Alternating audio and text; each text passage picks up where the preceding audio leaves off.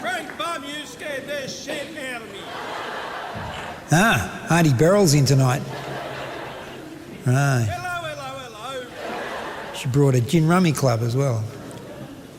Just practicing my social skills there. Seem to be working. Speaking of important social skills, can someone please explain to me hand sanitizer in the toilet?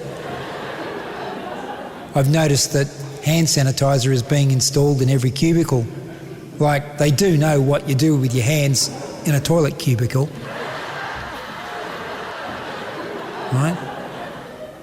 I mean, let's face it, hand sanitizer ain't really going to help with that, is it?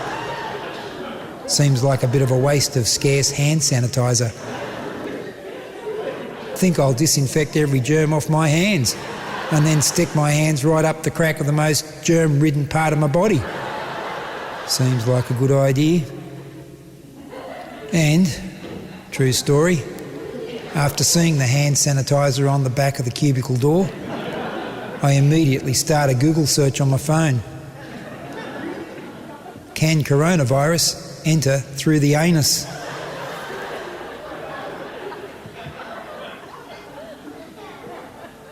That is one determined virus, baby. World Health Organisation's hiring all these fake doctors to film YouTube videos to let you know. Killer virus wants to take over your rectum. Stay inside. Lock all the doors, especially the back door.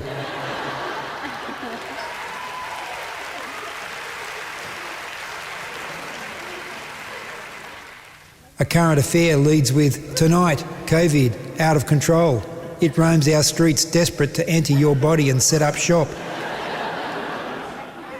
Government introduces a ban on bending over in public. Everyone starts wearing a mask across their butt cheeks.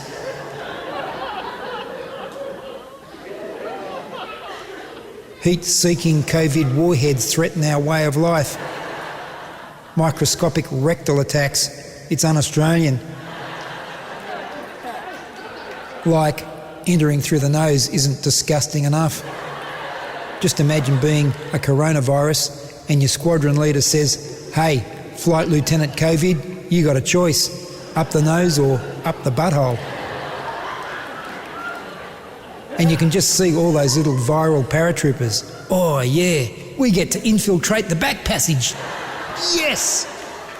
Like there's some sort of hierarchy among coronavirus. You got, like, your regular infantry running aerial assault through the nasal passage.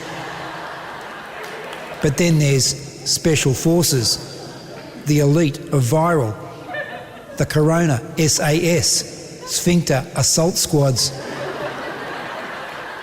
Sort of like Shawshank Redemption in reverse. All the other coronaviruses are kind of in awe of these guys. They got a special patch on their flying leathers, Crack Patrol. These guys drink alone in bars. The other viruses just keep their distance. Don't take him on, he's a butt runner. So it's just as well none of this is true. Honestly, I searched Google, nothing. Yeah, I know, hard to believe there's no COVID crack force entering your cavities via reverse angle parking, so to speak. Apparently, the Corona Kingdom disbanded its Sphincter Assault Special Forces a number of years ago after those allegations of war crimes. Viral attacks through backdoor portals. Which begs my original question, could someone please explain to me hand sanitizer in the cubicle?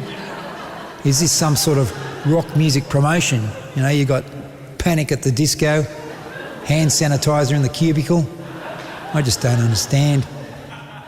So, speaking of having hands so clean they're holy, let's talk about the hand of God. Yeah, Maradona, heroic Argentinian soccer player. He dies a few weeks ago. Did you know he was completely left-footed? Like, that's not funny. I just thought I'd mention it. You watch next time you see any video of him. Or maybe we should call it footage. Left footage. So, Maradona dies. The police tell his family they can't have him cremated for obvious reasons. The fumes will send the whole city off their face.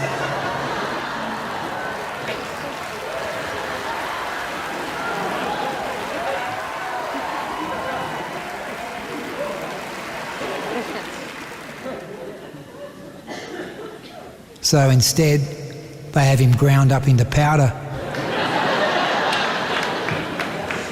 So everyone at the wake can take home a little plastic resealable sachet and a nose straw. Seems the only fair way to chop up his millions, literally.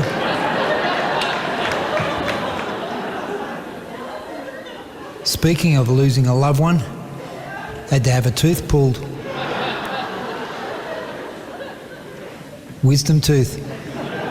Dentist says, it's just a local anaesthetic, you'll be right to drive home. So he pulls the tooth in the chair, you know. Dentist gets 1 foot on your chest and 1 foot on your face.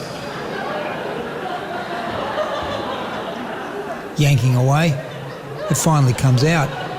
Then he packs the hole full of gauze and he says, okay, you need to bite down on that gauze for 45 minutes. Oh, great. So I'm driving home and I get stopped at the lights and there's this awesome girl in the passenger seat of the car next to me. So I turn to look at her, sort of sneaky-like, completely forgetting that my face is like, you know, out here with swelling. I look like the Elephant Man and she looks at me like eyes bugging out of her head, and then my tongue touches the gauze in my tooth and I taste all this anaesthetic-y sort of taste and this sloppy blah, and my face is just sort of going out the window. And then all of a sudden I just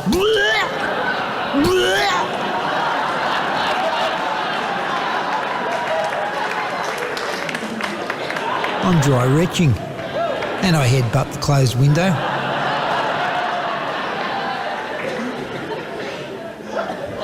I'm looking straight at this amazing girl in the car next to me.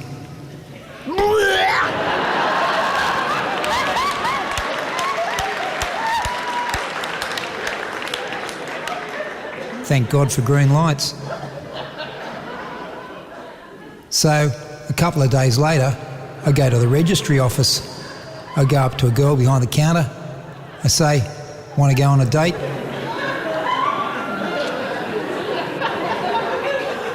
She says, I don't think so. Not after that performance you put on at the lights the other day.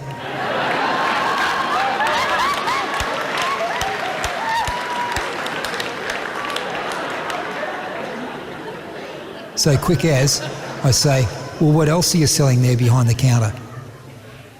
She says, driving licence, gun licence, pen licence, car rego, marriage certificate, birth certificate, 15-metre swimming certificate. I say, I want to change my name. She says, yeah, what is your name? I say, Frank Bumm. She says, Frank Bumm? I say, yeah, Frank Bumm. She says, I can see why you want to change it. I say, yeah, Frank sucks. She says, to be honest, that's not much of an improvement. I say, you got a better idea? She says, what about Kim Jong-un?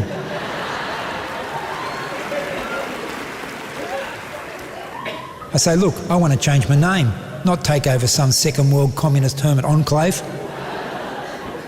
She says, why don't you use that? I say, use what? She says, why don't you change your name to Hermit Enclave? I say, nah, that's the name of my pet crab.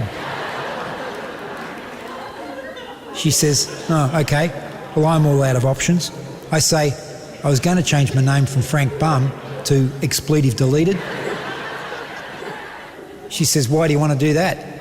I say, well, that's what happens anyway when I enter a room and there's children around.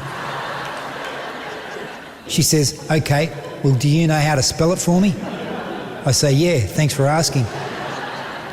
She says, well, could you spell it for me now? I say, I'm not sure. These pockets are only so big. She says, well, have a go. I've got to write it down on this form. I say, okay. Expletive deleted. You spell it hashtag, $, @ ampersand, percentage sign, asterisk, exclamation mark.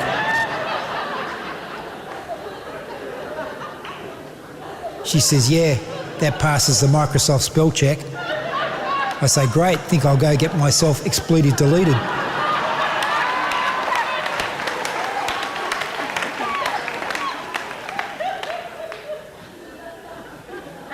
That's my social skills kicking in right there.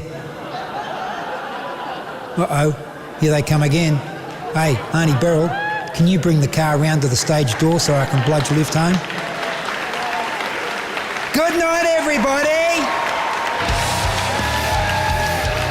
Thank you very much. Hashtag, $, @ ampersand, percentage sign, asterisk, exclamation mark.